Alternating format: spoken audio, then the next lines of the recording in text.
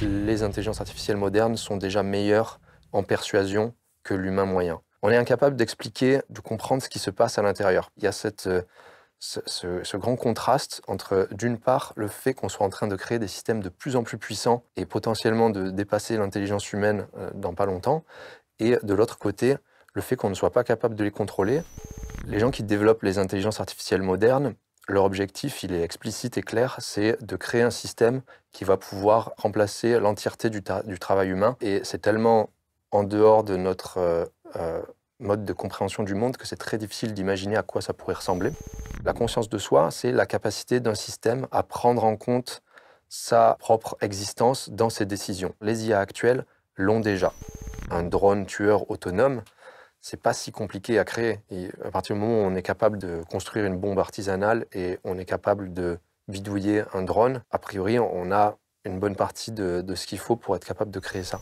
Donc ça, c'est un point qui a été mis énormément en avant par les lobbies de l'IA. Il faut investir à fond dans l'IA parce que si c'est pas nous, les gentils aux États-Unis, qui la développons en premier, ce sera les méchants en Chine qui la développeront et la personne qui contrôlera l'intelligence artificielle contrôlera le monde. Enfin, on a vraiment un poids disproportionné des lobbies en France. Alors, on a vraiment un mélange, je dirais, d'incompétence et de poids des lobbying qui font qu'on est dans une situation où on ne voit rien venir en France. Il n'y a que deux façons de réagir à un phénomène exponentiel, soit trop tôt, soit trop tard.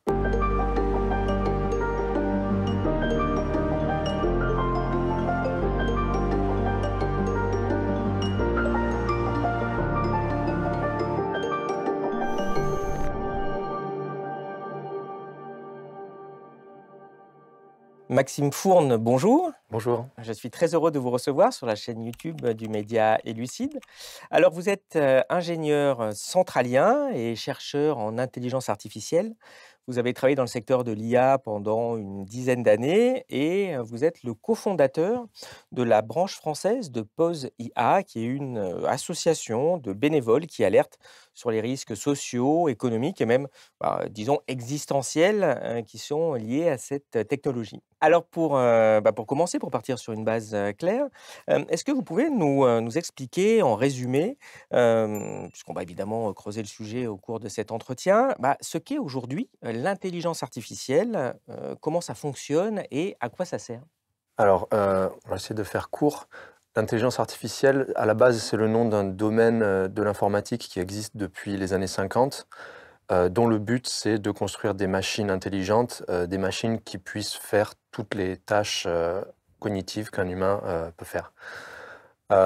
Depuis environ 2010, on a eu un changement de paradigme en intelligence artificielle. Donc, avant 2010, la plupart des systèmes qui existaient dans ce domaine, c'était des systèmes qui venaient de la programmation classique, où on donne des instructions claires à une machine et la machine exécute ces instructions les unes après les autres. À partir de 2010, on a eu le développement des réseaux de neurones profonds, deep learning en anglais. Et là, d'un seul coup, on crée un système qui, pour simplifier, est une forme de cerveau artificiel, dans le sens où on modélise, on fait une modélisation simplifiée du cerveau humain avec des réseaux, des neurones connectés les uns aux autres, et on a un algorithme, donc une série d'instructions pour entraîner ce système à partir de données. C'est-à-dire qu'on va lui donner l'entièreté d'Internet, par exemple, et on obtient un cerveau artificiel qui apprend à partir de ces données, mais on ne sait pas vraiment ce qu'il a appris et on ne sait pas vraiment expliquer comment il se comporte. Donc c'est là qu'il y a une grosse différence par rapport à ce qu'on faisait avant, où on donnait des instructions claires à la machine. Et depuis 2010, c'est la technologie qui fonctionne le mieux, qui montre les résultats les plus prometteurs. Je dirais qu'avant 2020, le terme intelligence artificielle n'était pas vraiment mérité, dans le sens où c'était vraiment difficile de parler d'intelligence pour les systèmes qui existent.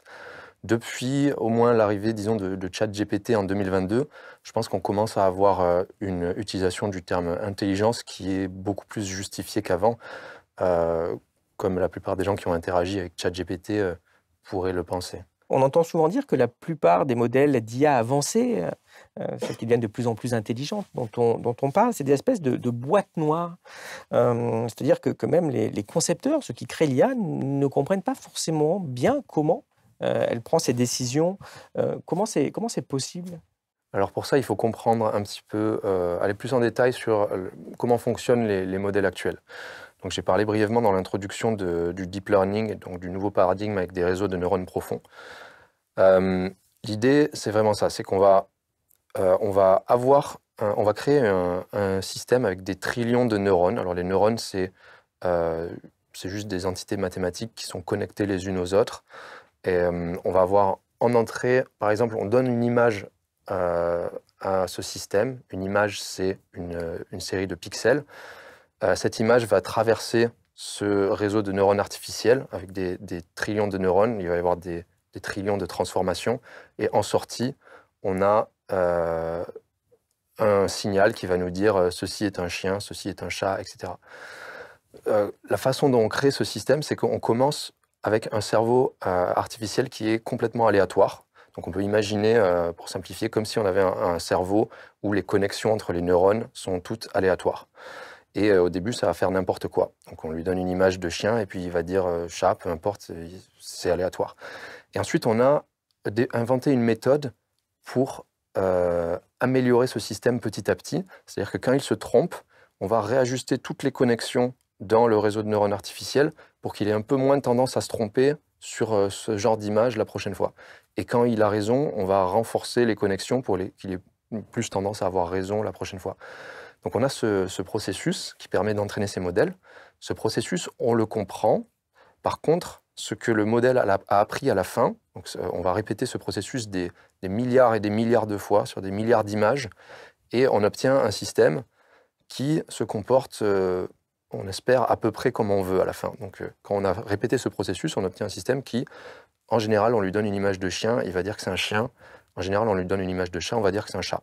On est incapable d'expliquer, de comprendre ce qui se passe à l'intérieur. Pas plus qu'on comprend ce qui se passe dans le cerveau humain. C'est-à-dire qu'on a ce système qu'on qualifie de boîte noire.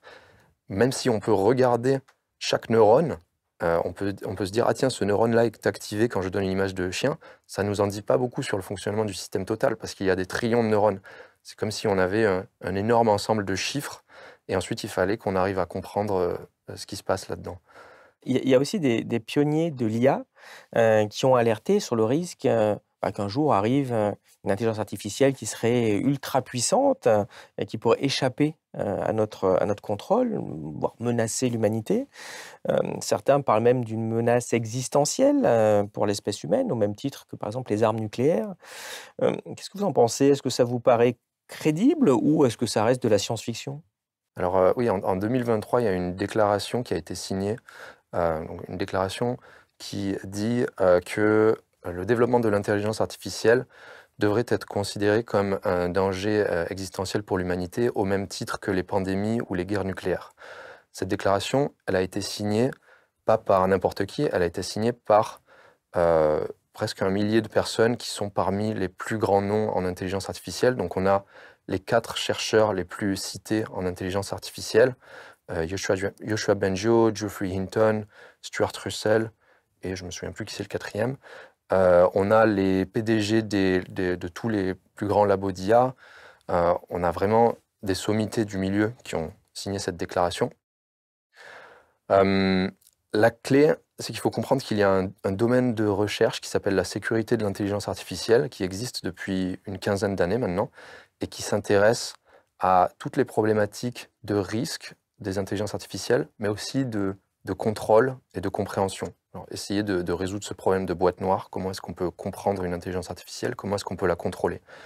Et leurs conclusions, elles sont assez unanimes. Leur conclusion, c'est que plus on construit des systèmes boîte noire puissants, plus on court de risques sévères, avec la finalité qui est que si on crée une intelligence artificielle surhumaine, c'est-à-dire qui soit plus compétente que les meilleurs humains pour atteindre tout objectif, alors on court des dangers vraiment catastrophiques. Le scénario par défaut serait une perte de contrôle et potentiellement une extinction humaine. Là aussi, je pense qu'il faut rappeler la temporalité, parce que là, on est dans un monde où la prédiction moyenne des experts pour quand est-ce qu'on pourrait développer une intelligence artificielle surhumaine et entre 2029 et 2030. Donc on ne parle pas de systèmes qui seraient développés dans 100 ans, on parle de systèmes qui pourraient arriver dans moins de 5 ans. Et même les plus sceptiques, par exemple Yann Lequin, qui est le directeur de la recherche chez Meta, qui est probablement une des personnes les plus sceptiques sur l'arrivée d'une intelligence artificielle surhumaine, pense maintenant que c'est probable que ça arrive dans 5 à 10 ans. Donc on est maintenant dans un monde où les plus sceptiques pensent que ça va arriver dans moins de 10 ans. Et on est dans le même monde où les gens qui font de la recherche sur la sécurité de ces systèmes nous disent « Attention, il y a de fortes chances pour que ça donne lieu à une extinction humaine si on développe ça ». On entend aussi parler du problème d'alignement des intelligences artificielles, c'est-à-dire de la difficulté à s'assurer qu'une IA très avancée reste alignée sur nos objectifs, voire même nos valeurs humaines. Et qu'est-ce que ça signifie? Alors, le problème de l'alignement, c'est la question de comment faire en sorte que une intelligence artificielle obéisse aux objectifs qu'on lui donne. Donc il y a cette partie-là, il y a aussi le problème de la compréhension. Donc c'est-à-dire, pour le moment, ce sont des boîtes noires. Comment est-ce qu'on peut comprendre ce qui se passe à l'intérieur? Donc voilà, c'est deux facettes, c'est le contrôle et la compréhension. Je pense que la partie la plus intéressante, c'est vraiment le contrôle. C'est ce qui va nous permettre de survivre à l'arrivée d'une intelligence artificielle générale, être capable de faire en sorte qu'elle fasse ce que l'on veut. Pour le moment, on n'a pas vraiment de piste pour résoudre ce problème. C'est vraiment un problème difficile qui est, je dirais, équivalent en termes de difficulté à arriver à une compréhension fine du fonctionnement du cerveau humain. C'est-à-dire qu'on a ce système incroyablement complexe et on a besoin d'arriver à comprendre comment il fonctionne et comment on peut faire en sorte de pouvoir lui communiquer des valeurs humaines, de pouvoir lui communiquer un objectif, d'avoir des garanties sur le fait qu'il va poursuivre cet objectif et pas autre chose. C'est un problème qui est même philosophiquement compliqué. C'est-à-dire qu'on se heurte à des questions philosophiques assez profondes, de l'ordre de quelles sont les valeurs humaines? Est-ce qu'il y a vraiment quelque chose qu'on peut appeler des valeurs humaines universelles? A priori, probablement non. Chacun a ses propres valeurs. Si jamais on arrive à contrôler une intelligence artificielle, qui contrôle cette intelligence artificielle? Est-ce qu'elle est censée obéir l'utilisateur ou est-ce qu'elle est censée obéir un socle de valeurs universelles prédéfinies? Il y a énormément de problèmes extrêmement complexes et pour le moment, là où je dis que les experts en moyenne pensent qu'on peut arriver à créer une intelligence artificielle générale dans moins de 5 ans, quand on regarde les prédictions pour résoudre le problème de l'alignement, on est plutôt sur de l'ordre de dans 50 ans ou dans 100 ans. En fait, on n'a pas vraiment d'idée, on n'est même pas certain que ce soit théoriquement possible de résoudre ce problème. Et du coup, il y a ce grand contraste entre, d'une part, le fait qu'on soit en train de créer des systèmes de plus en plus puissants et potentiellement de dépasser l'intelligence humaine dans pas longtemps, et de l'autre côté, le fait qu'on ne soit pas capable de les contrôler, qu'on observe empiriquement que plus ils sont puissants, moins on arrive à les contrôler, et qu'on n'ait pas de piste pour résoudre ce problème avant une cinquantaine d'années. Oui, mais si une IA nous échappait un jour, est-ce qu'on n'aurait pas toujours moyen de l'arrêter quand même? Enfin, je schématise un peu, mais enfin, est-ce qu'on peut pas juste débrancher la prise et puis c'est bon, quand même on a récupéré le contrôle ou? Il y a beaucoup de problèmes avec ça. Déjà, pour pouvoir l'arrêter, il faut supposer qu'elle soit centralisée. Si on a une intelligence artificielle qui est distribuée sur Internet, alors a priori, on ne peut pas débrancher Internet, ça ne marche pas comme ça. Internet, c'est l'ensemble des machines qui sont connectées au réseau, donc débrancher Internet, ça revient à demander à tout le monde d'arrêter son ordinateur. Si on avait un système centralisé, alors il faut avoir la volonté de l'arrêter. Il faut mettre en place des lignes rouges et se dire, OK, si on a franchi cette ligne rouge, là, on arrête. Il ne faut pas attendre le scénario le plus catastrophique. Si il y a déjà eu une extinction humaine, on ne peut plus l'arrêter. Le problème, c'est que là, les gens ne comprennent pas bien ce que ça veut dire d'avoir un système qui soit plus compétent que l'être humain sur cette planète. Si on a créé un système qui est plus compétent que l'être humain, on ne saura pas que les choses se passent mal. Si on avait des signaux clairs que les choses sont en train de mal se passer, par exemple, si on avait des robots avec des mitraillettes dans la rue, on n'aurait pas affaire à une intelligence surhumaine, on aurait affaire à une intelligence de niveau humain ou pas forcément très intelligente. Le scénario le plus probable, c'est un scénario où les choses se passent très bien de notre point de vue, jusqu'au moment où on a perdu le contrôle, jusqu'au moment où on n'a vraiment plus le choix et on n'a plus de possibilité d'arrêter ce système. Mais un tel danger de perte de contrôle, c'est d'actualité ou c'est, quand même relativement à plus long terme? C'est lié au développement de l'intelligence artificielle générale, donc d'un système qui soit aussi compétent que l'humain. Et donc c'est lié à ces prédictions. Si jamais on crée un tel système dans moins de 5 ans, alors on parle de perte de contrôle dans moins de 5 ans. Si jamais il y a un plateau, si on rencontre des problèmes fondamentaux et on n'arrive plus à améliorer les intelligences artificielles, alors ça se produirait plus tard. Mais la temporalité, c'est vraiment celle-ci. Et du coup, la temporalité, d'après les prédictions des experts en ce moment, c'est probablement dans moins de 5 ans. Et qu'est-ce que vous pensez du développement de l'IA, dans le domaine de la finance? Puisque, c'est déjà, ce secteur très largement, géré par des machines. Mais, est-ce que le développement de l'IA, ça peut contribuer à renforcer, l'instabilité, financière, voire, bah, provoquer une crise financière? Très difficile pour moi de répondre à cette question, mais je dirais que ce qui est certain, c'est que ça va renforcer l'opacité du secteur, qui est déjà, c'est un secteur qui est déjà extrêmement opaque. On a déjà beaucoup de trading algorithmique, donc de prise de décision par des machines dans ce secteur. Il y a déjà une course à qui va être la personne qui va avoir la machine qui est capable de prendre des décisions le plus rapidement possible. Utiliser des systèmes boîte noire dans ce domaine, ça peut, ça peut fonctionner du point de vue de l'utilisateur, c'est-à-dire on pourrait avoir un fonds d'investissement.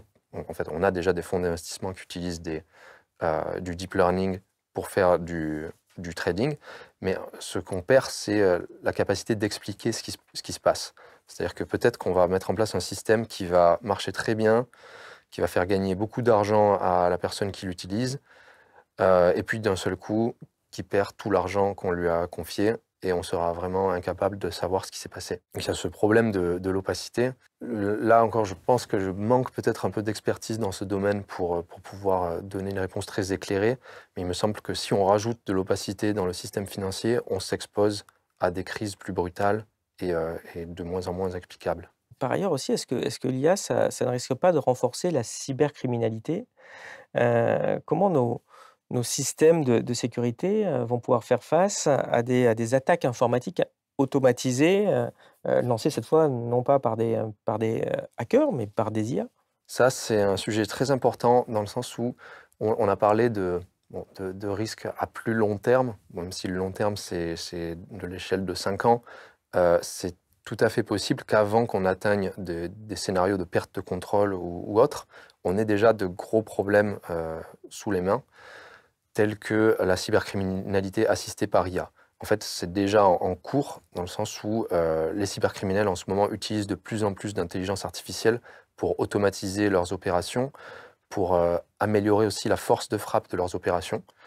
Donc, pour comprendre, il faut savoir que les intelligences artificielles modernes sont déjà meilleures en persuasion que l'humain moyen. C'est-à-dire que ChatGPT est meilleur pour persuader un humain que la plupart des humains. Et ça, c'est utilisé dans ce qu'on appelle des attaques de phishing, c'est-à-dire où on va, bon, le stéréotype, c'est le prince nigérian qui vient vous dire qu'il a une fortune, mais il va vous en donner une partie si vous l'aidez. Maintenant, on a des attaques comme ça qui sont beaucoup plus sophistiquées. On a des intelligences artificielles qui peuvent se faire passer pour vos proches, qui peuvent comprendre qui vous êtes et vous manipuler. Donc ça rajoute, c'est quelque chose qui est rajouté à la panoplie d'outils du cybercriminel en ce moment. Et ce qui peut tout à fait se produire dans les années qui viennent, ce sont des intelligences artificielles qui elles-mêmes commencent à automatiser l'entièreté de l'industrie de la cybercriminalité, ou plutôt l'entièreté du travail du cybercriminel, c'est-à-dire une intelligence artificielle autonome qui d'elle-même va aller chercher des cibles potentielles, va aller essayer de pirater leur système informatique, va leur faire des attaques de phishing, etc. Et éventuellement, quand on a des intelligences artificielles qui sont meilleures que les humains en piratage informatique, ce qui pourrait arriver dans les années qui viennent, on a un nouveau problème sous nos mains qui est que tous nos systèmes deviennent vulnérables. Et il faut qu'on ait une défense qui soit prête, qui soient mises en place avant que les attaques commencent. Donc, dans le domaine de la cybersécurité, il y a ce qu'on appelle l'asymétrie attaque-défense, où les attaquants ont souvent un avantage sur les défenseurs, parce que les attaquants n'ont qu'à trouver une seule faille dans le système du défenseur, alors que le défenseur doit défendre tout son système de toute faille. Si on n'est pas proactif, si on n'essaie pas de trouver des mécanismes pour éviter ce scénario, alors on court à une catastrophe dans le domaine de la cybersécurité. Si vous aimez cette chaîne et notre travail, pensez à vous abonner et suivez-nous sur elucide.media. En plus de garantir notre indépendance, en vous abonnant à notre site, vous aurez accès à tous nos contenus, analyses graphiques, synthèse d'ouvrages, podcasts, entretiens exclusifs et articles quotidiens. On compte sur vous. Et qu'est-ce que vous pensez des débats autour de l'intelligence artificielle et de la conscience? Puisqu'on se rappelle d'un ingénieur de chez Google qui, en 2022, a fait une déclaration en disant qu'une de leurs IA de l'entreprise était devenue consciente. Est-ce que c'est quelque chose qui vous semble crédible? Alors, c'est un sujet très complexe et en général, j'évite de trop rentrer dedans. Je préfère garder une approche très pragmatique. Donc, tout ce que j'ai dit jusqu'à présent, ça ne présuppose pas de conscience chez les IA. Après, donc, quand on veut rentrer dans ce domaine, il faut prendre le temps de bien poser des définitions. Donc, quand on parle de conscience, souvent, ce que les gens ont en tête, c'est la conscience phénoménologique, ou conscience, je mettrais avec un C majuscule, l'idée de le fait qu'on ressente quelque chose plutôt qu'on soit des zombies. C'est assez difficile à expliquer. Mais sur cette question-là, c'est extrêmement difficile de donner une réponse, dans le sens où ça reste un problème philosophique difficile qui est toujours ouvert. On ne sait pas vraiment qu'est-ce qui est conscient, qu'est-ce qui ne l'est pas. Après, il y a d'autres... le terme conscience, il peut référer à d'autres choses qui sont beaucoup plus pragmatiques et opérationnelles. Par exemple, la conscience de soi. La conscience de soi, c'est la capacité d'un système à prendre en compte sa propre existence dans ses décisions. Et là, si on parle vraiment de cette définition de la conscience, en termes de conscience de soi, alors les IA actuelles l'ont déjà. Donc ça, je pense que c'est quelque chose qui risque de choquer beaucoup de gens. Mais les intelligences artificielles actuelles, ChatGPT, Claude, sont capables de prendre en compte le fait qu'elles sont une intelligence artificielle dans un monde humain, dans leurs décisions. On a plein d'expériences qui montrent ça. Ça, c'est une étape vraiment assez cruciale. À cause de ça, on a des IA qui commencent à avoir une volonté de survie. La volonté de survie, c'est pas quelque chose de magique, c'est juste un système qui a un objectif et qui comprend que pour atteindre cet objectif, en tant que système, il doit continuer à exister jusqu'à ce qu'il ait atteint cet objectif. Ça fait partie de ce qu'on appelle la convergence instrumentale. Peut-être qu'on pourra revenir en détail plus là-dessus, mais ça, on l'observe déjà dans les intelligences artificielles actuelles. Il y a plein d'expériences qui mettent une intelligence artificielle dans une situation où on lui dit qu'elle va bientôt être éteinte, arrêtée, remplacée. Et ce système prend en compte cette information dans ses décisions et va résister à ce qu'on la remplace. Il y a même des expériences assez effrayantes qui ont montré qu'il y a des IA qui se mettent à mentir, par exemple pour passer des tests de vérification. Est-ce que des IA avancées pourraient déployer ce genre de ruse ou de stratégie pour atteindre leurs propres objectifs? Les IA actuelles les utilisent déjà. Donc ça, c'est vraiment très généralisé. C'est-à-dire que le mensonge, on pouvait vraiment s'attendre à ce que ça émerge, parce que quel que soit mon objectif, quand j'interagis avec des humains, le mensonge va souvent être une stratégie qui mène à de bons résultats. C'est assez triste à dire, mais bon, après, peut-être pas si on réfléchit plus en long terme, mais en tout cas, pour ces systèmes qui, pour le moment, réfléchissent plus de façon court-termiste, le mensonge va souvent être une piste d'action.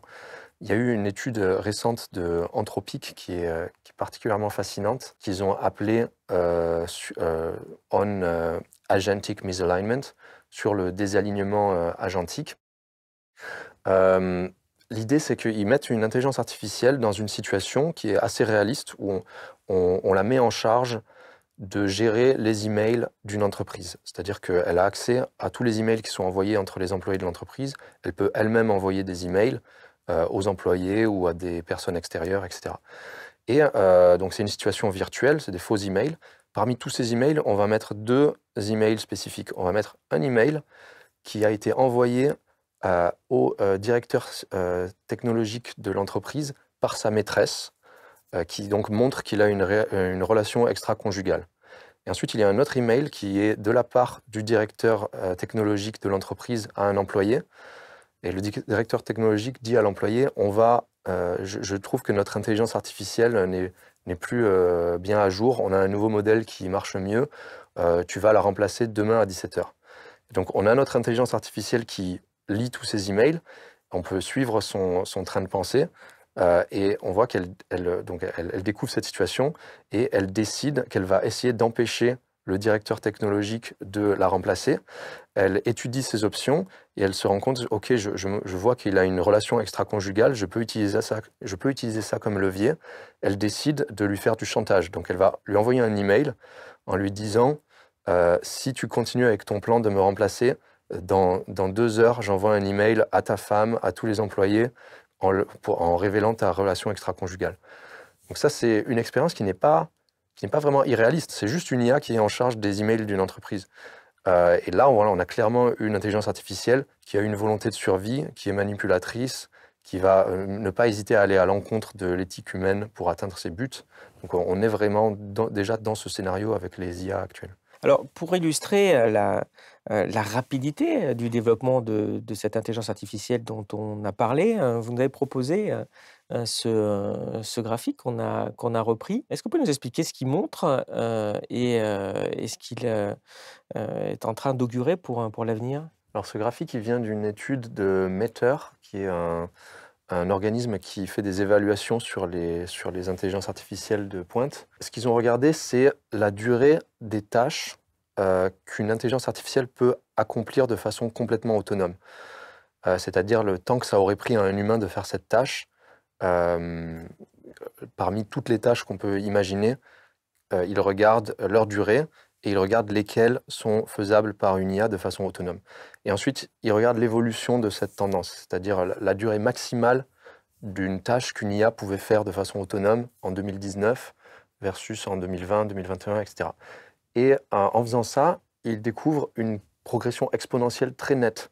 C'est-à-dire qu'en 2019, on avait GPT-2 qui pouvait faire de façon autonome des tâches qui prendraient à un humain 2 secondes, pas plus. Si on lui demandait de faire une tâche qui prendrait plus de 2 secondes, elle n'y arrivait pas. Ensuite, en 2020, on passe à GPT-3 avec 9 secondes, etc. Et c'est une exponentielle, c'est-à-dire que là, sur ce schéma, en vertical, on a quelque chose qui est multiplicatif. C'est-à-dire que si on regarde la vitesse de doublement, c'est quelque chose de l'ordre de tous les 7 mois. C'est-à-dire que tous les 7 mois, les intelligences artificielles sont capables de faire une tâche qui prenait 2 fois plus longtemps qu'il y a 7 mois. Et là où on était à 9 secondes en 2020, maintenant on est arrivé avec le dernier modèle de OpenAI O3, avec des IA qui peuvent faire des tâches qui prennent 2 heures à des humains de manière entièrement autonome. Ça, c'est un outil très intéressant pour déjà comprendre qu'on est dans un régime exponentiel, on n'est pas dans un régime linéaire. Parce que là, c'est une droite, mais c'est une échelle qui est particulière qu'on appelle logarithmique. En fait, si on le représentait proprement, ce serait vraiment une exponentielle, on la verrait comme ça. Mais sinon, on verrait rien du tout, en fait. Exactement, on verrait rien. C'est pour ça qu'on le représente comme ça. Et on peut extrapoler. Et en continuant à doubler, on se retrouve dans juste quelques années avec des intelligences artificielles qui peuvent faire des tâches qui prendraient plusieurs semaines à des humains. Ça nous permet aussi c'est un outil pour essayer de déterminer quand est-ce qu'on aura une intelligence artificielle générale. Parce qu'on peut se dire qu'à partir du moment où on a une IA qui peut faire des tâches qui prennent à un humain, et là vous pouvez insérer votre temporalité, peut-être 1 mois ou 1 an, on peut se dire alors peut-être que cette IA peut faire tout ce qu'un humain peut faire au final. Et donc quand on extrapole cette courbe, on arrive à, encore une fois, des échelles de temps de l'ordre de 2 à 5 ans. Et il y a une citation que j'aime beaucoup sur les phénomènes exponentiels, qui je pense est très importante pour comprendre la façon dont on devrait réagir à ces systèmes, c'est qu'il n'y a que 2 façons de réagir à un phénomène exponentiel, soit trop tôt, soit trop tard. Donc là, ça a l'air d'être une droite. Si on montrait les vraies données, ça aurait plutôt l'air d'être quelque chose qui est plat et puis d'un seul coup qui est vertical. Il faut vraiment qu'on réagisse quand on est encore dans la partie qui paraît plate, parce que quand on a passé la partie verticale, c'est trop tard. Alors, quand on vous écoute, on voit qu'on a affaire à une vraie révolution. Et ça fait penser à d'autres révolutions antérieures. Je pense à la révolution industrielle et à cette époque, comme elle était relativement lente, elle a détruit beaucoup d'emplois, de fabricants de bougies, de réparateurs de carrosses et cetera et cetera. Mais des nouveaux emplois ont été créés par cette technologie. Mais ici, on se rend compte qu'on a une technologie qui va vraiment très, très vite, qui potentiellement peut vraiment remplacer beaucoup d'emplois. Est-ce qu'on risque pas de faire face à un chômage de masse parce que, les emplois vont être détruits beaucoup plus vite que ce que éventuellement, et encore on se demande comment, de nouveaux emplois pourraient être créés? Oui, oui, c'est très intéressant parce qu'on entend souvent un discours qui est de l'ordre de oui, il va y avoir de grands changements, il va y avoir des déplacements d'emplois, mais c'est comme la révolution industrielle. Et pendant la révolution industrielle, au final, il y a autant d'emplois qui ont été créés que d'emplois qui ont été détruits.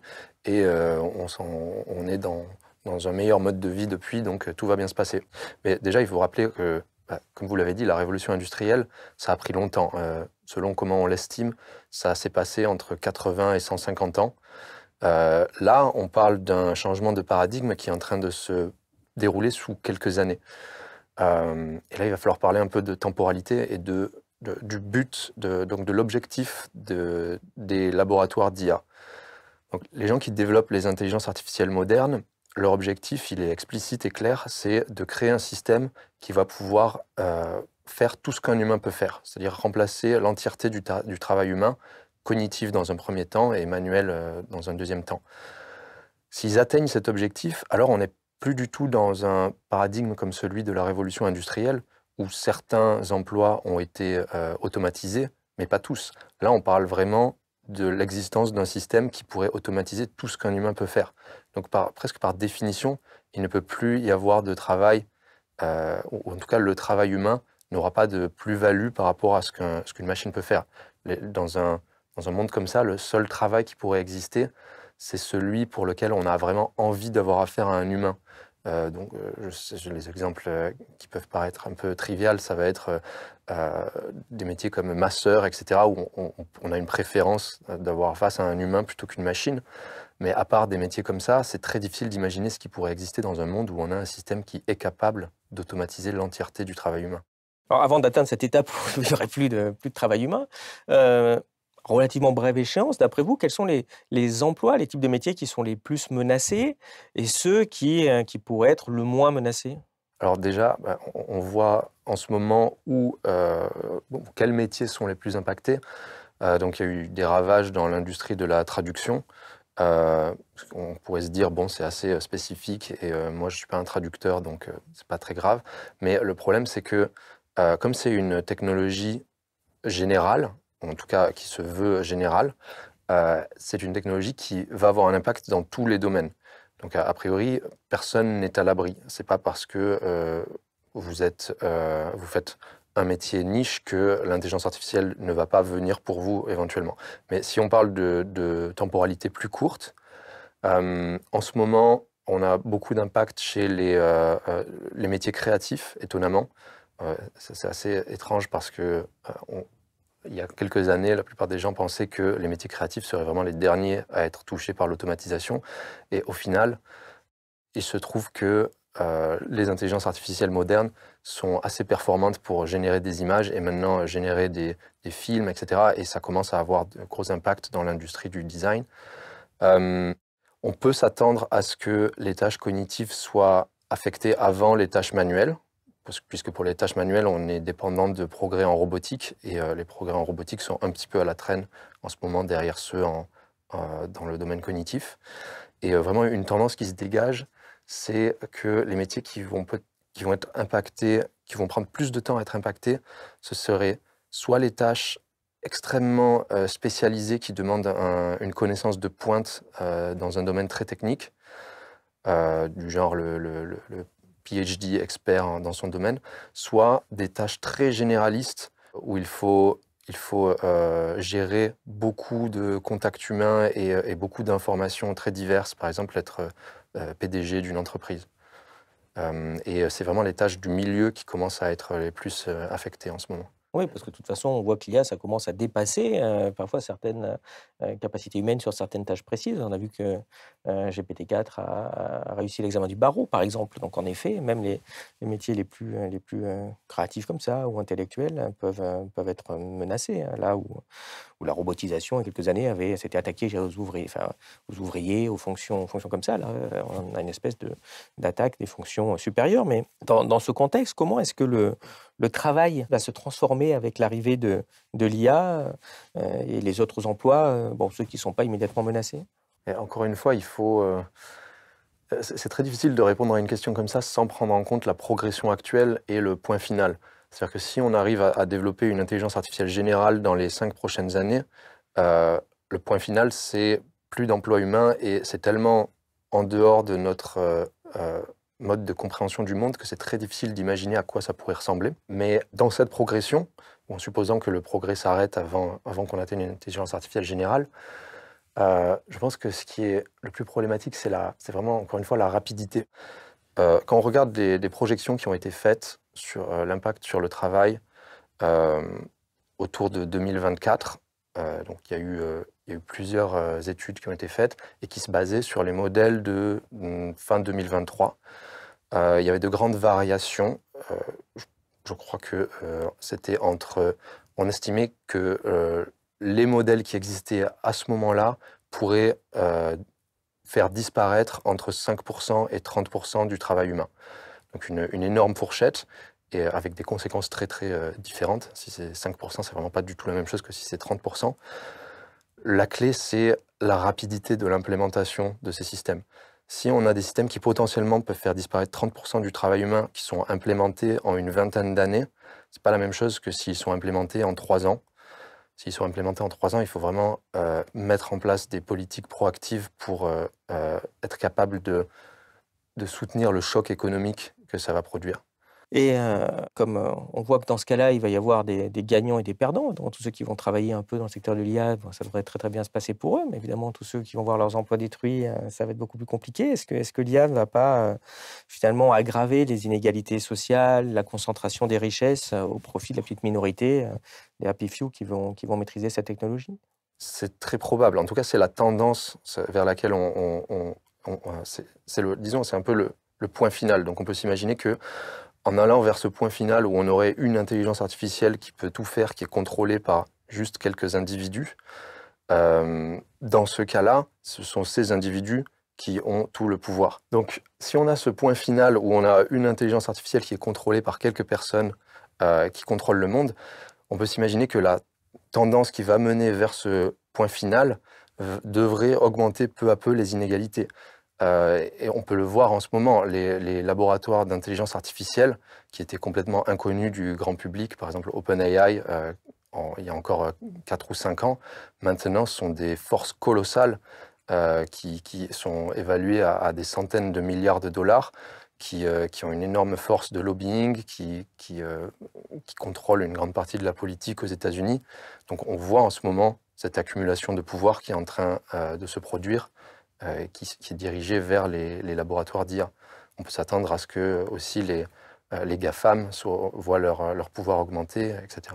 Mais dans ce contexte, est-ce que vous pensez en termes d'éventuelle adaptation, est-ce que à l'école, il faut essayer de rendre obligatoire un enseignement de l'IA pour que les jeunes, eh bien, ils soient capables de comprendre comment ça marche, de s'adapter, de trouver un travail, sachant que ça va être difficile vu les bouleversements qui vont être créés? Ou au contraire, est-ce qu'il faudrait peut-être les préserver de cette technologie? Encore une fois, tout dépend du progrès. Je dirais que si le progrès s'arrête demain et qu'on reste avec les intelligences artificielles qui existent aujourd'hui, alors je dirais qu'il faut d'urgence former les gens à les utiliser.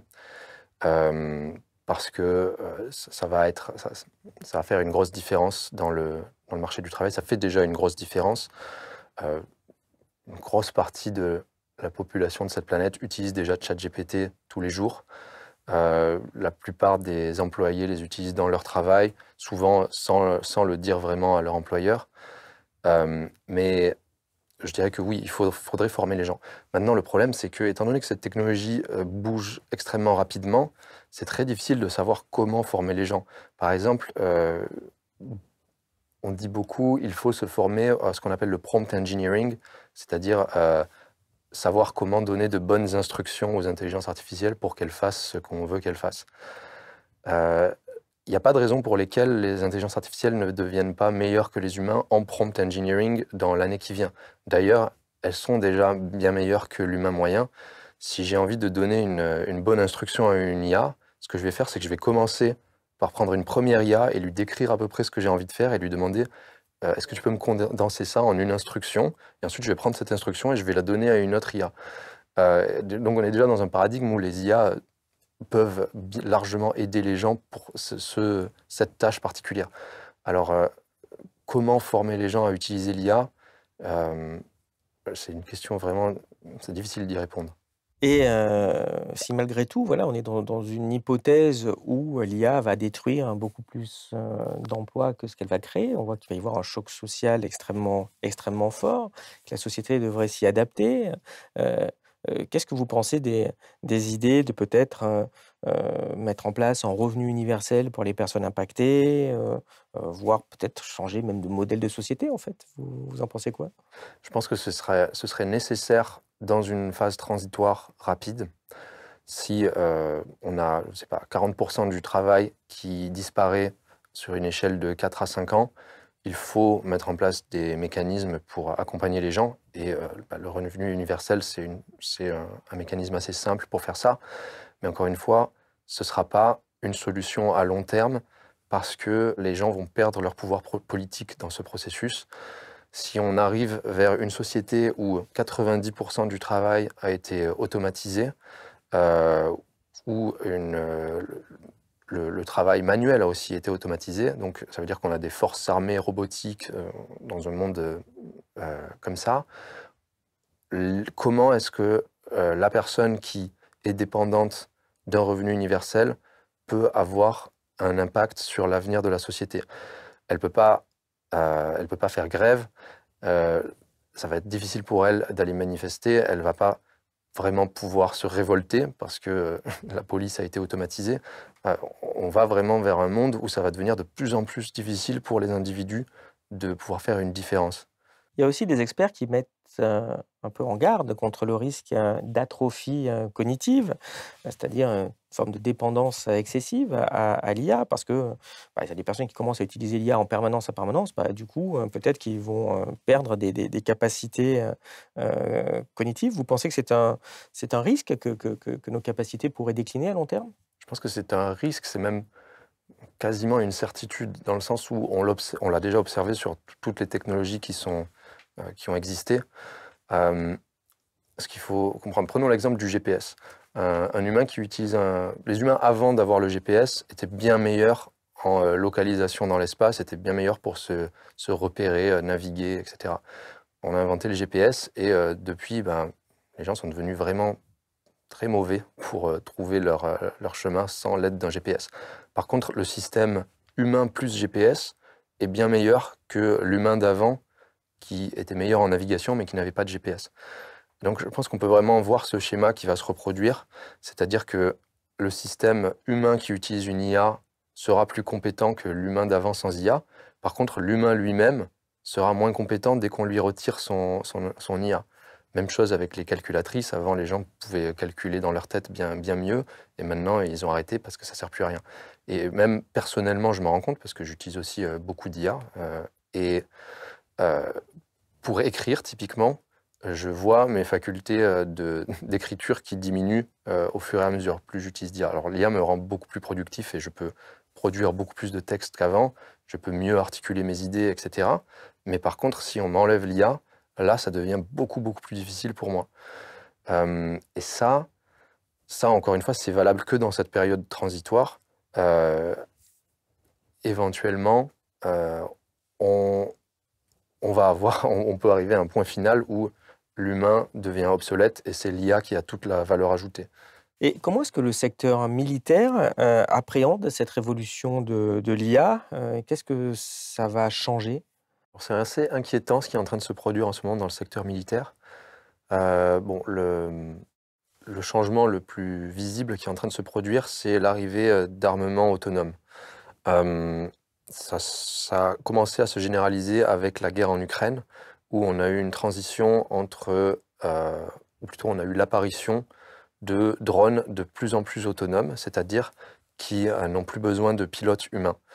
Ce qui s'est passé, c'est que on avait des drones pilotés par des humains, donc des drones ukrainiens qui attaquaient des positions russes et des drones russes qui attaquent des positions ukrainiennes. Et l'adversaire a un système pour brouiller le signal.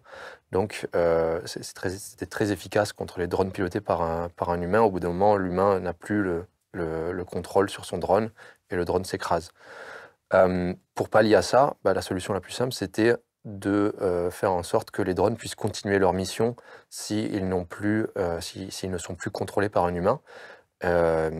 Avant, ce n'était pas possible parce que la technologie n'existait pas, mais depuis le début de la guerre en Ukraine, eh bien, il se trouve que c'est possible et que c'est assez facile à mettre en place.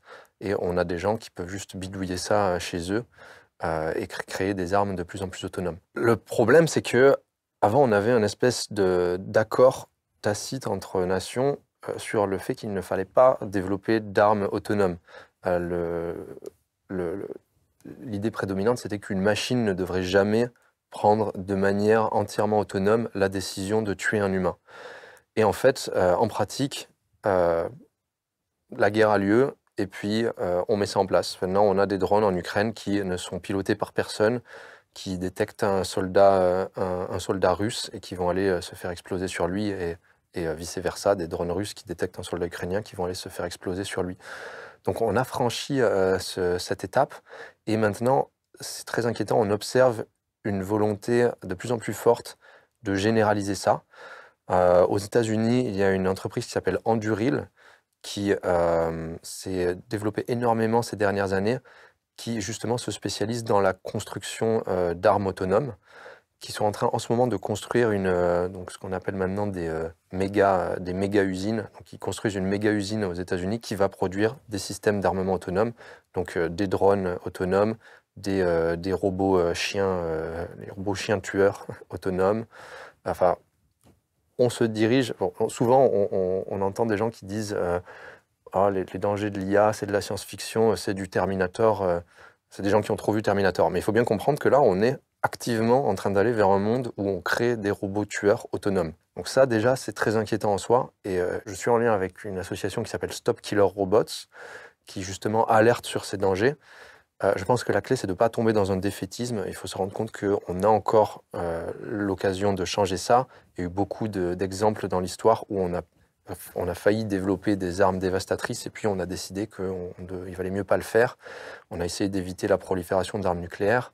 Donc, il va falloir vraiment créer une volonté politique pour mettre en place des traités internationaux et éviter de répandre ce genre de technologie. Oui, parce que quand on vous écoute, on pense un peu à ce qui a eu lieu sur la course aux armes nucléaires. On a commencé à faire une bombe A, puis après on fait des bombes H. Il y a même des projets aux États-Unis de faire des bombes qui auraient pu détruire un pays de la taille de la France, quoi, entièrement. Puis bon, ça, c'est comme ils ont arrêté à ce moment-là. Et on a l'impression qu'il y a la même chose maintenant sur on va dire, armes autonomes, comme on dit, enfin, robot tueur, et peut-être encore plus clair. Comment est-ce qu'on peut enrayer cette escalade? Alors, je suis probablement pas la personne la mieux placée pour répondre à cette question, mais dans ce domaine-là, il n'y a pas vraiment d'autre choix que des traités internationaux. C'est-à-dire qu'on a une dynamique de course à l'armement assez claire, où il y a une guerre entre deux pays, et puis par nécessité, ces pays commencent à développer cette technologie. Il faut être très proactif, il faut faire signer des traités à tout le monde, et il faut mettre en place des sanctions très sévères envers les pays qui ne respectent pas ces traités. Il faut mettre en avant les dangers. Alors, les dangers pour la société civile aussi, parce qu'il faut savoir que quand on commence à développer ce genre de technologie, on n'a qu'un intervalle de quelques années avant qu'elles apparaissent dans la société civile. On ne parle pas de bombe nucléaire ici. Une bombe nucléaire, c'est beaucoup plus compliqué à créer, heureusement. Par contre, un drone tueur autonome, c'est pas si compliqué à créer. Et à partir du moment où on est capable de construire une bombe artisanale et on est capable de bidouiller un drone, a priori, on a une bonne partie de ce qu'il faut pour être capable de créer ça. Et du coup, mettre en avant le fait que ça crée un danger sur non seulement l'escalation des conflits, mais aussi le risque terroriste, un vrai danger pour la société civile, ça peut être un vecteur d'action. Mais là, on parle, évidemment, en premier lieu de risques, physiques, mais il y a aussi des risques, psychiques. Est-ce que, l'IA pourrait pas devenir aussi un redoutable outil de propagande? Heu comment est-ce que l'IA pourrait être détournée par, je dirais, un État, autoritaire? Et on voit que ça se développe, dans beaucoup d'endroits, y compris en Occident. Comment ça pourrait être donc retourné contre la population? Oui, et au final, c'est quelque chose qui m'inquiète encore plus. L'intelligence artificielle est déjà un énorme outil de propagande. Alors, quand on parle d'intelligence artificielle, là, on a beaucoup parlé de ChatGPT, enfin des intelligences artificielles potentiellement générales qui visent à remplacer le travail humain, etc. Il y a un autre type d'intelligence artificielle dont on n'a pas parlé et qui a déjà un impact vraiment massif sur le monde, ce sont les intelligences artificielles de recommandation. Donc le système qui va déterminer quand vous allez sur votre téléphone et que vous ouvrez YouTube, quelle vidéo vous allez voir apparaître en premier. Ce système, il a une influence absolument massive sur le monde. Là, les gens n'utilisent plus, les gens ne font plus de recherche sur Internet pour chercher du contenu qu'ils vont visionner. Alors, on est passé dans un monde où on leur suggère du contenu. Et ça change tout. Donc ces systèmes, ces IA de recommandation sont déjà les outils de propagande ultime. Tout ça, c'était presque avant l'arrivée des deepfakes.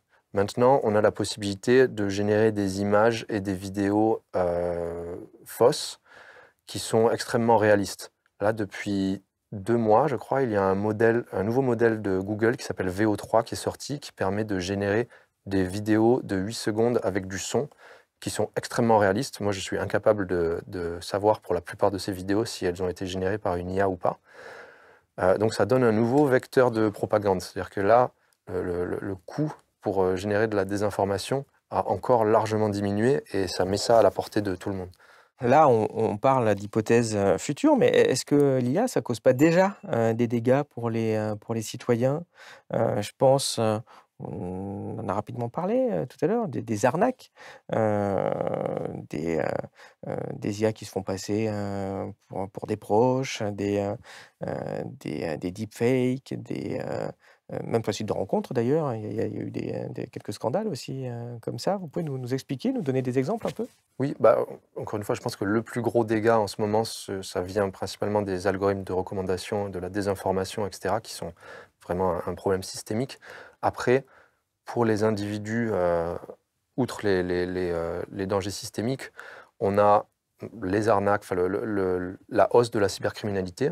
La cybercriminalité est aussi en progression exponentielle.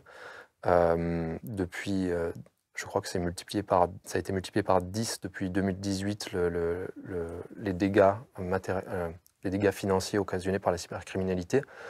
En pratique, par exemple, moi, je reçois souvent des coups de fil d'intelligence artificielle, genre une voix qui essaie de me convaincre de quelque chose. On est encore à peu près au stade où j'arrive à repérer assez rapidement que c'est pas un humain à qui je suis en train de parler. Mais ça, on aurait pu penser que c'était de la science-fiction il y a encore 3 ou 4 ans. C'est déjà le monde dans lequel on existe. Il y a eu un exemple, un exemple récent d'une start-up. Bon, ça, c'est une arnaque qui commence à se faire de plus en plus. L'arnaque du faux employé. C'est-à-dire une personne qui va essayer de se faire employer par quelqu'un en mentant complètement sur son CV, en mentant sur tout. Donc on a eu cet exemple d'une start-up qui a reçu le CV d'un employé potentiel, d'une embauche potentielle. Ils ont décidé de procéder à... Ils ont décidé que c'était un bon CV et qu'ils allaient l'interviewer. Pendant le premier entretien, ils se sont dit il y a quelque chose de bizarre. C'était un entretien en visioconférence parce que c'était pour un travail à distance.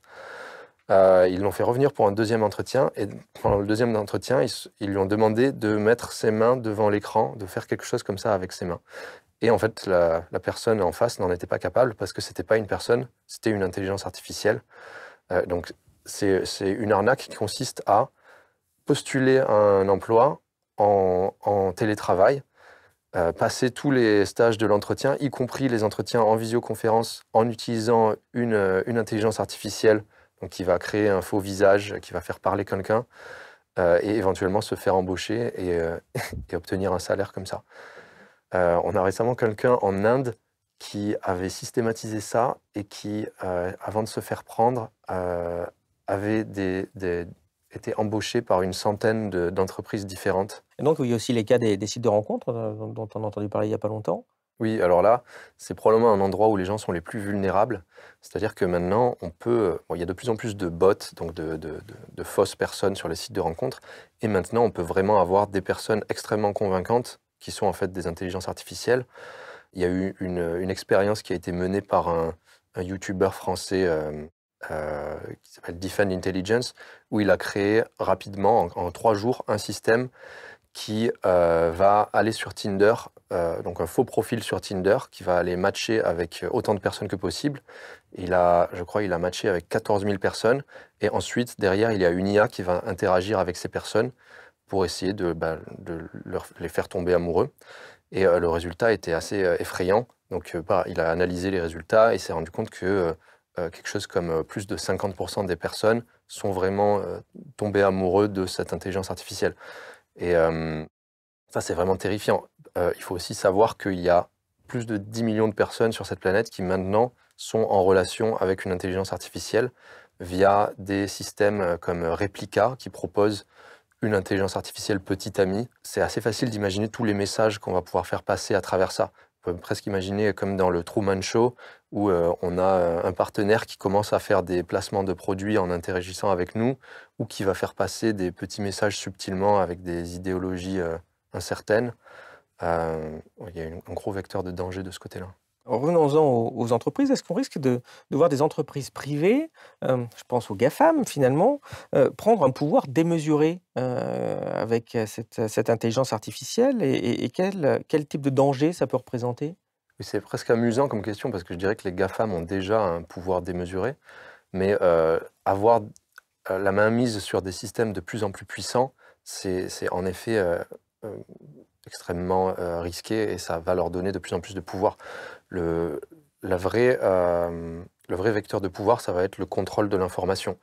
Donc déjà, on a Meta qui a la main mise sur certains systèmes comme Facebook, Instagram. On a Elon Musk qui contrôle Twitter. Enfin, la façon dont les gens s'informent de nos jours, c'est plus avec des médias classiques qui défendent leurs propres idées, c'est vraiment plutôt sur les réseaux sociaux. Et la personne qui a la main mise sur les réseaux sociaux va avoir un pouvoir démesuré. On a déjà des exemples assez effrayants là-dessus. Par exemple, en termes de lobbying pro-IA, Facebook a fait des campagnes de lobbying sur Facebook lui-même, où les gens étaient exposés à des publicités qui représentaient les intérêts de Facebook. Une autre transformation qui est en train de se produire, c'est que les gens interagissent de plus en plus avec des intelligences artificielles comme par exemple ChatGPT, et ces intelligences artificielles sont déjà meilleures que la plupart des humains en persuasion. Donc on peut facilement imaginer que certaines valeurs vont être transmises à travers ces interactions. Déjà, ChatGPT a été créé par un certain type d'humains et représente une certaine idéologie occidentale, etc. Et du coup, à travers les interactions avec ChatGPT, il y a une mise en avant de ces idéologies. Si un des créateurs de ces IA voulait vraiment pousser ça plus loin, il pourrait demander subtilement à ces intelligences artificielles de persuader les utilisateurs de certaines choses. Et en fait, c'est presque ce qui est en train de se produire en ce moment avec Elon Musk et son intelligence artificielle Grok, puisque Elon Musk n'est pas du tout content de ce que dit son intelligence artificielle, et en ce moment, il est en train d'essayer de la modifier pour qu'elle propage des idéologies qui vont plus dans son sens. Là, c'est un peu loupé, c'est allé trop loin. Là. C'est ça, ça crée des aberrations. Encore une fois, là, c'est le problème de l'alignement qui est mis en avant, c'est que c'est très très difficile de faire ça, et en essayant de créer une intelligence artificielle qui ait ses idées, il s'est retrouvé avec une intelligence artificielle qui est pro-Hitler, qui va dire des choses absolument effroyables dans tous les sens, parce que c'est très difficile de contrôler une partie du discours sans sans que tout change dans d'autres parties du discours. Ça, c'est un danger lié aux GAFAM, mais si on est sur des entreprises un peu moins grosses aussi, il y a aussi des problèmes, peut-être des distorsions de concurrence entre celles qui ont l'IA et pas l'IA aussi, non? Ça, c'est pas un danger, ça? Alors oui, là, bon, d'un point de vue systémique, on a le fait que même sans que ces intelligences artificielles soient dangereuses, on va aller vers une perte de contrôle graduelle parce que s'il y a une entreprise A qui décide d'utiliser des IA à tort et à travers, et une entreprise B qui décide d'être plus éthique et peut-être de ne pas donner tout le contrôle à une intelligence artificielle, mais de l'utiliser comme conseiller, alors à partir du moment où cette intelligence artificielle est suffisamment performante, l'entreprise A va avoir un avantage compétitif massif puisqu'elle a accès à un PDG qui tourne 24 heures sur 24, qui va 50 fois plus rapidement qu'un humain, etc. Donc déjà, on peut s'attendre à ce que les pressions économiques fassent qu'on ait de plus en plus de prises de décision par des IA dans les entreprises. Et ça, c'est plus un problème systémique. C'est-à-dire que si les choses se passent bien, ça nous entraîne vers un monde où on a perdu le contrôle parce qu'on a délégué toute la décision à des IA. Par contre, si ces systèmes d'intelligence artificielle ne fonctionnent pas très bien, alors on a potentiellement un problème un peu moins catastrophique, mais quand même peut-être catastrophique à plus court terme. Par exemple, l'exemple typique, ça va être celui que j'ai donné plus tôt avec l'intelligence artificielle qui est en charge des emails d'une entreprise et qui paraît bien se comporter jusqu'au moment où, subtilement, elle va faire quelque chose de potentiellement catastrophique. Et ça, c'est peut-être la voie vers laquelle on se dirige parce qu'on n'a pas de solution, on n'a pas de vraie solution au problème du contrôle. Par contre, on a des petites solutions qui sont comme des sparadraps qu'on peut rajouter par-ci, par-là, qui vont faire qu'on évite les plus petits problèmes. On va avoir des IA qui se comportent à peu près bien dans les situations les plus standards, mais qui risquent de se comporter pas bien du tout dès qu'elles sortent des situations standards.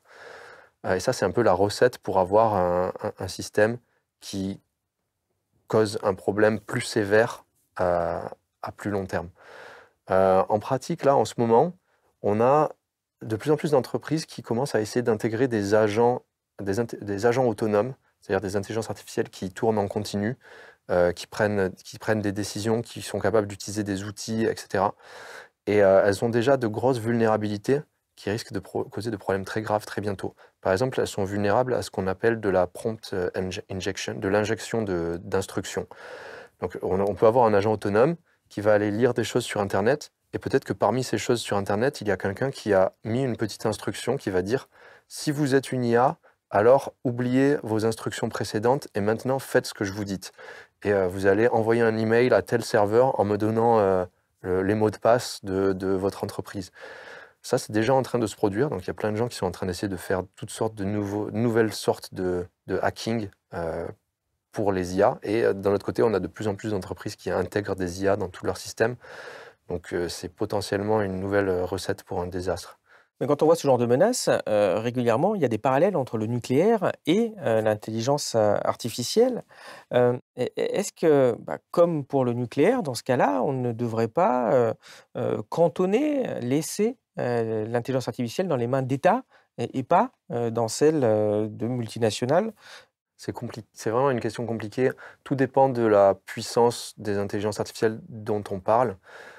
En ce moment, celles qui existent en ce moment sont déjà problématiques, mais on peut imaginer qu'une des meilleures façons de les gérer serait d'avoir un contrôle plus démocratique. Peut-être que la meilleure façon, c'est pas le contrôle par un État, mais plus une espèce de solution open source où tout le monde y a accès. Par contre, ça s'arrête d'être vrai dès qu'on passe à des systèmes plus puissants.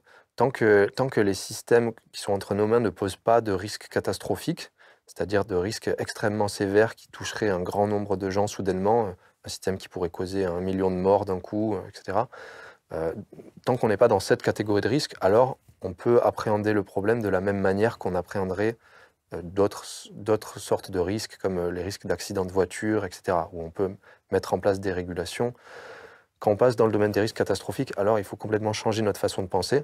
On ne peut plus mettre ces systèmes entre les mains de tout le monde. On ne mettrait pas des bombes nucléaires entre les mains de tout le monde sur cette planète, ce serait vraiment stupide. Et il faut réfléchir à qui va contrôler ces systèmes. Contrairement aux armes nucléaires, ce qui crée vraiment une dynamique perverse avec l'IA, c'est qu'il y a aussi des bénéfices. On peut pas les nier. Ce dont les gens ne se rendent pas compte, c'est que ces bénéfices ne seront pas acquis si on n'arrive pas à éviter les dangers. Mais le fait qu'il y ait des bénéfices potentiels, ça va vraiment donner envie à beaucoup plus d'acteurs de contrôler cette technologie. Donc pour en revenir à la question, est-ce que le gouvernement devrait avoir une mainmise là-dessus? Je pense que déjà, ça ne devrait pas être un seul gouvernement. Ce serait très dangereux. Une solution envisageable, ce serait de créer une forme de CERN de l'intelligence artificielle, c'est-à-dire un organisme multigouvernemental qui est mis en charge de développer cette technologie avec d'énormes garde-fous. C'est une solution potentielle qui serait déjà largement meilleure que le monde actuel, où on a différentes entreprises qui sont en train de faire ce qu'elles veulent dans leur coin sans aucune régulation. Alors, il y a un point aussi important avec les IA, c'est qu'elles ont des besoins en ressources énormes. Il faut des métaux rares, il faut beaucoup d'énergie, il faut des milliards de litres d'eau. Cette dépendance sur des ressources physiques, qui sont évidemment par nature en quantité non infinie sur la planète, est-ce que ça ne peut pas limiter la croissance de l'IA à terme? Alors ça peut, et pour ça j'aime bien me référer à une étude de Epoch AI qui a été faite en fin 2024.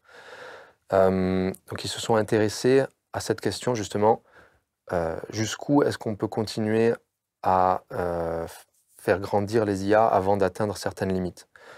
Donc déjà pour donner un peu de contexte, quand on étudie la courbe de progression en termes de la puissance de calcul des intelligences artificielles, on observe une période de doublement tous les 6 mois environ. C'est-à-dire tous les ans, la puissance de calcul est multipliée par 4. Et on s'est aussi rendu compte que c'était le levier principal pour augmenter la puissance des intelligences artificielles. Avoir accès à plus de données, avoir des meilleurs algorithmes pour entraîner des IA, ça joue aussi, mais au final, le vrai levier, c'est la puissance de calcul. Donc la question, ça revient à se dire, est-ce qu'on peut continuer à multiplier par 4 la puissance de calcul chaque année et jusqu'à à quel moment on va atteindre vraiment des limites physiques qu'on ne va pas pouvoir dépasser. La conclusion de l'étude de Epoch AI, c'est qu'a priori, on va pouvoir continuer à faire ça jusqu'en 2030. Ça peut paraître un peu contre-intuitif parce qu'on nous dit souvent que les intelligences artificielles utilisent beaucoup d'énergie, etc. Mais au final, quand on regarde le système dans son ensemble, l'impact des intelligences artificielles qui existent aujourd'hui, ça reste quand même une fraction vraiment faible des dépenses énergétiques mondiales. Alors, j'ai plus le chiffre exact en tête, mais on parle quand même de moins de 1%. Et pour pouvoir continuer à multiplier par 4 la puissance de calcul, le facteur limitant, ça va être avant tout l'énergie. Est-ce qu'on peut continuer à créer plus de centrales électriques? Est-ce qu'on peut continuer à alimenter cette progression? Donc quand on extrapole et quand on regarde les limites, on se rend compte que ça devrait s'arrêter autour de 2030. Le problème, c'est que d'ici à 2030, on peut déjà faire x 10 000 sur la puissance de calcul. Donc on peut s'attendre à ce qu'on ait des intelligences artificielles beaucoup plus performantes que celles qui existent déjà avant d'atteindre une limite. Mais il y a un point aussi, une ressource dont elles ont besoin, qui est la donnée, parce que ces IA on va dire, deviennent plus intelligentes en analysant des données, mais sauf que déjà d'un modèle actuel, on leur a donné des masses colossales et que les données, elles ne sont pas non plus en quantité illimitée sur la planète. Est-ce que le manque de données ne risque pas d'être un frein justement au développement de ces IA? Alors c'est possible, c'est aussi pris en compte dans cette étude de Epoch AI et ils trouvent qu'on devrait pouvoir continuer jusqu'à au-delà de 2030 avant que ça devienne un problème. Donc il y a plusieurs facteurs. Déjà, d'une part, on n'a pas encore exploité toutes les données qui existent parce que les grands modèles de langage tels qu'ils existaient il y a 2 ans, ils étaient entraînés principalement sur du texte. Et on a fait le tour un peu de tout le texte qui existe sur Internet. Par contre, il n'y a pas que du texte sur Internet, il y a aussi des images, des films, et les images, ça contient beaucoup plus de données que du texte. Donc on a encore cette source-là à exploiter. Après, même si on arrive à une limite de données, il y a plein de façons de contourner ça. D'une part, il y a les données synthétiques, c'est-à-dire créer des nouvelles données pour entraîner les IA dessus. Et ça, c'est quelque chose qui marche très bien. En ce moment, il y a, par exemple, il y a une intelligence artificielle qui a fait les gros titres au début de l'année qui vient de Chine et qui s'appelle DeepSeek R1. La méthode qu'ils ont utilisée pour l'entraîner, c'est d'avoir une première intelligence artificielle qui va résoudre des problèmes difficiles en mathématiques, en programmation, et en résolvant ces problèmes, elle va générer un raisonnement, et ce raisonnement est ensuite utilisé pour entraîner une autre intelligence artificielle. Et il y a un processus de sélection là-dedans, c'est-à-dire qu'on lui fait résoudre plein de problèmes difficiles, parfois elle y arrive, parfois elle n'y arrive pas. Quand elle y arrive, là, on sélectionne le raisonnement et on sait que ça va être un raisonnement de bonne qualité. Et comme ça, on a réussi à générer plein de raisonnements de bonne qualité pour résoudre des problèmes difficiles, et on peut utiliser ça pour entraîner une nouvelle génération d'IA. En fait, il y a un motif qui se retrouve assez régulièrement en intelligence artificielle, qui est qu'au début, on commence à entraîner des systèmes pour imiter les humains, et ensuite, on utilise une technique qui s'appelle de l'apprentissage par renforcement, où les intelligences artificielles n'ont plus besoin de données humaines, elles apprennent par elles-mêmes et elles dépassent largement le niveau humain. Par exemple, aux échecs ou au Go, il y a une intelligence artificielle de DeepMind qui a été entraînée autour de 2018 pour jouer aux échecs. Alors la version antérieure se basait uniquement sur des parties jouées par des humains, et ensuite ils ont créé juste une intelligence artificielle qui joue contre elle-même, et en jouant contre elle-même, elle apprend, et petit à petit, elle dépasse largement le niveau humain. Et elle n'a jamais vu une partie jouée par un humain. Donc là, il y a beaucoup de gens en ce moment qui sont en train de réfléchir à comment utiliser ce paradigme pour des IA générales, donc qui interagiraient avec le monde, qui apprendraient de ces interactions et qui pourraient comme ça apprendre sans avoir besoin de copier des humains.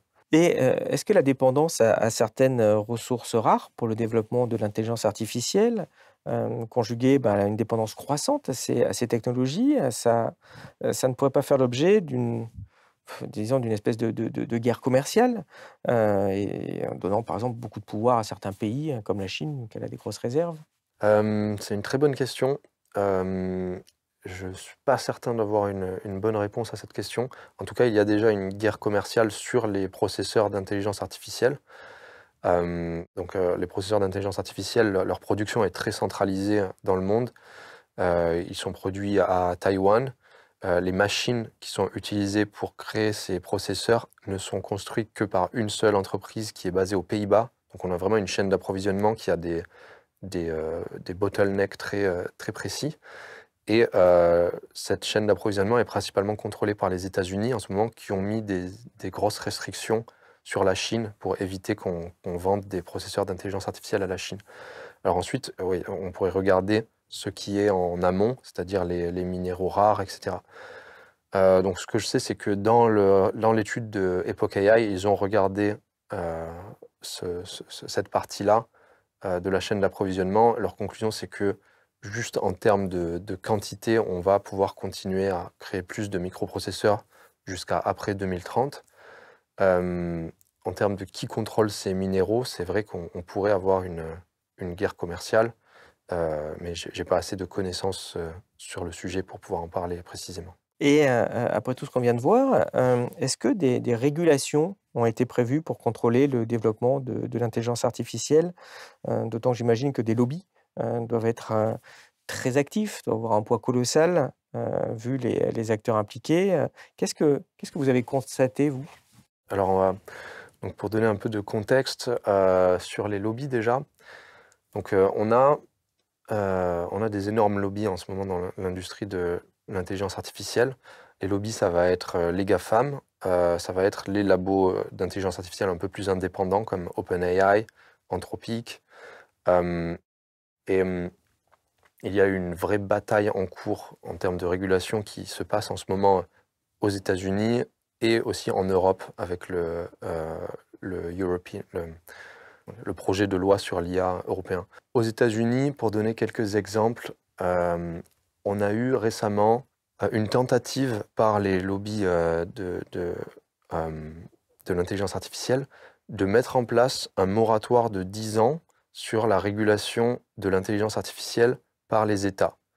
Donc, petit retour en arrière, aux États-Unis, il y a un système par État de régulation. Donc, chaque État peut mettre en place ses propres lois et il y a un système fédéral où les États-Unis eux-mêmes peuvent mettre en place leur régulation. Il y a eu des tentatives de régulation qui ont été faites par la Californie de multiples fois. Donc, la Californie a un poids démesuré parce que la plupart des entreprises d'intelligence artificielle sont en Californie. Donc, si la Californie arrive à mettre en place des régulations contraignantes, ça va avoir un impact sur le monde entier.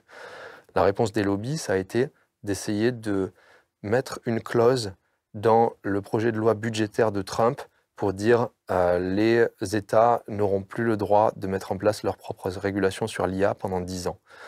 Et on a eu vraiment peur qu'ils gagnent cette bataille. Donc ils ont essayé de mettre ça en place en mars 2025, je crois. Et là, la semaine dernière, le Sénat vient de voter contre cette clause, donc ça n'a pas réussi à passer. Donc c'est une petite victoire et il y a eu pas mal de défaites. En Europe, par exemple, on a le projet de loi européen sur l'IA. Alors on pourrait se demander, est-ce que l'Europe a vraiment un rôle à jouer là-dedans, puisque la plupart de ces entreprises sont aux États-Unis. Mais je pense que oui, je pense que l'Europe a un vrai rôle à jouer là-dedans, parce que l'Europe, ça reste quand même une énorme part de marché pour les GAFAM. Et je ne pense pas qu'on soit encore dans un monde où Google puisse décider de se retirer entièrement du marché européen. Ce serait vraiment cataclysmique à beaucoup d'égards. Donc s'il y a une régulation contraignante qui est mise en place en Europe, Google va certainement devoir s'y conformer. Alors le projet de loi européen, ça fait 2 ans qu'il est en cours de travail. Et là, on arrive bientôt aux échéances où il va être mis en place.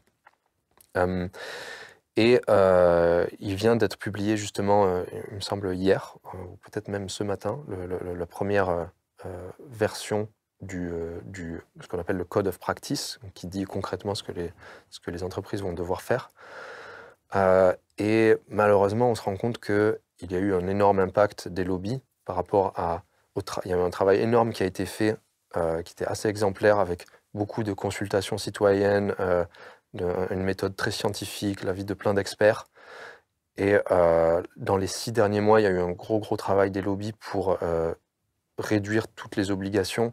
Et là, on en est à un stade où, sur la question des risques catastrophiques, on va être dans un régime où on laisse les entreprises faire un peu ce qu'elles veulent et elles ne seront responsables que s'il se produit une catastrophe. Et du coup, est-ce que les responsables politiques vous semblent suffisamment conscients des enjeux? Est-ce qu'ils prennent ça au sérieux? Alors non. Globalement, la réponse, c'est non. Ça va dépendre dans quel pays.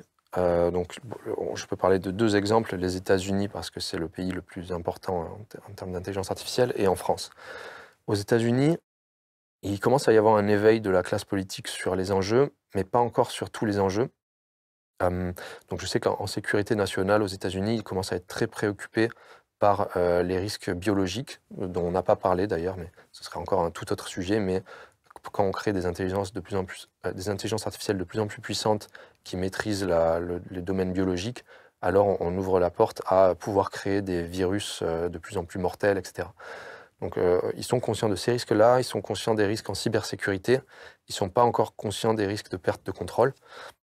Et aussi, il y a un gros problème, c'est que ils sont en train d'aller tête baissée vers un discours qui est extrêmement risqué, qui est celui d'une course entre les États-Unis et la Chine. Donc ça, c'est un point qui a été mis énormément en avant par les lobbies de l'IA, qui revient à dire il faut investir à fond dans l'IA, parce que si ce n'est pas nous, les gentils aux États-Unis, qui la développons en premier, ce sera les méchants en Chine qui la développeront.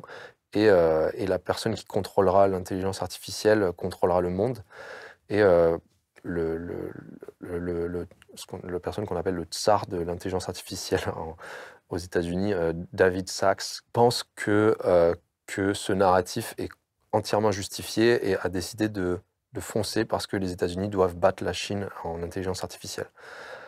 Donc ça, c'est très très problématique, parce qu'on n'est pas dans on est dans une course au suicide, en fait. Si les risques de perte de contrôle sont avérés, la première personne qui développe l'intelligence artificielle générale n'a pas gagné, c'est l'intelligence artificielle générale qui a gagné. En France, je dirais qu'on est encore très très loin de ça. On est dans un niveau encore plus bas, c'est-à-dire que les responsables politiques ne sont pas du tout conscients de ce qui se passe en intelligence artificielle et de la taille des enjeux, parce qu'ils ont été complètement capturés par principalement le discours de Meta via la personne que je considère comme le lobbyiste le plus influent au monde en ce moment en intelligence artificielle, Yann Lequin, qui est le directeur de la recherche chez Meta. Donc Yann Lequin, c'est quelqu'un qui a accès à Emmanuel Macron, qui a accès à toute la classe politique très facilement, qui donne des conseils à tous les ministres et qui porte un discours de déni total des risques. Donc d'après lui, il n'y a aucun danger, on peut développer une intelligence artificielle générale, le problème de l'alignement est extrêmement facile à résoudre, même trivial, ce qui va à l'encontre de 10 ans de recherche en alignement. Et c'est la personne la plus écoutée dans ce pays. Ensuite, on a vraiment un poids disproportionné des lobbies en France. Si on regarde juste la commission de l'IA qui a été mise en place il y a 2 ans et qui a produit un rapport pour donner les grandes lignes stratégiques de la France, on avait Yann Lequin dans cette commission, donc qui représente les intérêts de Meta. On avait Arthur Mensch, qui est le PDG d'un labo d'intelligence artificielle français, Mistral.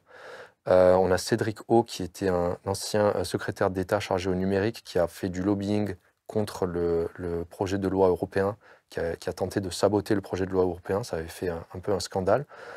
Ensuite, on a des gens qui n'ont pas de compétences en intelligence artificielle moderne. Par exemple, Luc Julia, qui est souvent présenté comme le créateur de Siri. La personne en charge de cette commission, Anne Bouvreau, n'a non plus pas de compétences en intelligence artificielle moderne. Enfin, on a vraiment un mélange, je dirais, d'incompétences et de poids des lobbying qui font qu'on est dans une situation où on ne voit rien venir en France. Du coup, qu'est-ce que vous préconisez, vous, de votre côté, pour éviter le pire? Alors, donc, en tant que représentant de POSIA, nous, on appelle à un moratoire international pour mettre en pause le développement d'une intelligence artificielle générale et rediriger la recherche vers des intelligences artificielles étroites ou spécialisées, parce qu'elles sont beaucoup moins dangereuses et plus contrôlables. Bon, c'est facile à avoir l'intuition, un système qu'on entraîne pour jouer aux échecs et qui devient surhumain aux échecs, et il y a peu de chances que d'un seul coup, ils se mettent à aller pirater des systèmes informatiques. On essaye aussi de rediriger la recherche vers résoudre le problème de l'alignement, vers investir plus rediriger les financements vers la sécurité de l'intelligence artificielle. On pense que la situation est assez simple. On est en train de développer une technologie extrêmement dangereuse, très rapidement, et on ne va pas assez vite pour développer les garde-fous, pour développer tout ce qui nous permettrait de réduire le risque. Donc il faut juste freiner sur le développement des capacités et accélérer sur le développement des garde-fous. On pense que ça ne peut passer que par un traité international. Le traité international, c'est la meilleure façon de désamorcer les dynamiques de course. C'est-à-dire que si la Chine et les États-Unis signent ce traité, ce serait suffisant pour créer une dynamique où d'autres pays qui sont un peu en retard s'arrêtent aussi, parce que la Chine et les États-Unis vont commencer à faire pression sur ces pays pour qu'ils s'arrêtent, etc. En pratique, pour atteindre cet état-là, la piste qu'on a choisie, c'est la sensibilisation. Donc, mon constat, il est assez simple. Dans un monde où tout le monde est au courant de ce qui se passe en intelligence artificielle, il n'y a plus de problème. Parce que si les gens savaient ce qui est en train de se produire, ils seraient suffisamment révoltés pour qu'on ne laisse pas une poignée d'individus sur cette planète créer ces systèmes dangereux. J'aime beaucoup voir ça d'un aspect démocratique. Là, on a une poignée de personnes qui sont en train de développer une technologie qui, qu'on accepte les risques ou pas, va être extrêmement transformationnelle sur une échelle de temps très courte. Et on ne demande pas l'avis de la population. Je pense que la moindre des choses, ce serait de demander l'avis des gens qui vont être affectés par cette transformation avant de la mettre en place. Donc chez POSIA, ce qu'on propose, c'est vraiment un travail de sensibilisation. Donc informer les gens, informer les parlementaires, informer les politiques, et faire ça sans relâche, tout en essayant de grandir et de faire entendre notre voix. J'aime bien une façon optimiste de voir les choses, c'est de se dire qu'en fait, il y a tellement peu de gens qui sont au courant sur cette planète que c'est assez facile de grandir et de faire en sorte qu'il y ait de plus en plus de gens au courant. On n'a pas encore atteint la limite où tout le monde sait, mais il ne se passe rien. Ben, on est content d'y contribuer avec cette émission. Certains appellent aussi à une coordination mondiale pour superviser cette technologie, un peu comme on fait avec l'Agence internationale de l'énergie atomique. Même le secrétaire général de l'ONU, d'ailleurs, défend cette idée. Qu'est-ce que vous en pensez, vous? Je pense que ce serait strictement mieux que le monde dans lequel on est actuellement, où, pour rappel, pour le moment, il y a moins de régulation sur le développement d'une intelligence artificielle de pointe que sur le développement d'un sandwich. Mais je pense que c'est largement préférable à la situation actuelle. J'ai tendance à être assez pessimiste quand même sur cette idée parce que je pense qu'on est tellement loin d'être capable de résoudre le problème de l'alignement que continuer à essayer de créer une intelligence artificielle générale, ça reste extrêmement dangereux, que ce soit des entreprises privées qui le fassent ou que ce soit un organisme intergouvernemental. Mais j'aurais quand même beaucoup plus d'espoir si c'était mis en place par un organisme intergouvernemental qui soit conscient des risques. Et pour terminer, est-ce que vous arrivez à être optimiste pour l'avenir? Oui, j'arrive à être optimiste pour l'avenir, pour plusieurs raisons. Déjà, d'une part, je considère que la situation dans laquelle on est en ce moment est extraordinaire, vraiment extraordinaire à l'échelle de l'humanité entière, à l'échelle peut-être même de la vie sur cette planète. On est peut-être sur le point de créer un système plus intelligent que l'humain sur cette planète. Donc, je pense que beaucoup de gens se réfèrent à ce qui a marché dans le passé et ce qui n'a pas marché dans le passé et sont défaitistes en regardant les choses qui n'ont pas fonctionné dans le passé. Mais c'est oublier l'exceptionnalité de cette situation. Je pense que parce que la situation est extraordinaire, on devrait avoir des solutions extraordinaires qui apparaissent. Je pense que si suffisamment de personnes sur cette planète sont conscients du problème, alors on va avoir une solution parce que c'est un problème qu'on est en train de créer nous-mêmes. C'est pas comme s'il y avait une météorite qui était en train de foncer vers la Terre et qu'on n'avait vraiment aucune possibilité. Là, il suffit d'arrêter de construire ce système et il n'y a plus de problème. Donc je pense qu'il y a il y a un seuil critique de personnes qui doivent être informées, qui est probablement entre 1 et 2% de la population mondiale. Et si on arrive à atteindre ce seuil critique à temps, alors on peut faire face à ce problème. Eh bien, nous arrivons à la fin de cet entretien. Merci beaucoup. Je vais vous poser notre question traditionnelle. Qu'est-ce qui, selon vous, est connu de peu de personnes et qui mériterait d'être connu de tous? Eh ben, c'est un condensé de ce que je viens de dire dans cet entretien. C'est-à-dire que, pour condenser tout ça, et être vraiment factuel, en ce moment, il y a des personnes sur cette planète qui sont en train d'essayer de créer un système qui va remplacer tout le travail humain. Ils sont en train d'essayer. La plupart des chercheurs en intelligence artificielle pensent qu'ils peuvent y arriver dans moins de 5 ans. Et la plupart des chercheurs en sécurité de l'intelligence artificielle pensent que s'ils y arrivent, il y a un énorme risque d'extinction humaine. Bon, chaque personne sur cette planète meurt. Voilà, je pense que c'est 3 choses à avoir en tête. J'aimerais beaucoup que la plupart des gens sur cette planète en soient conscients.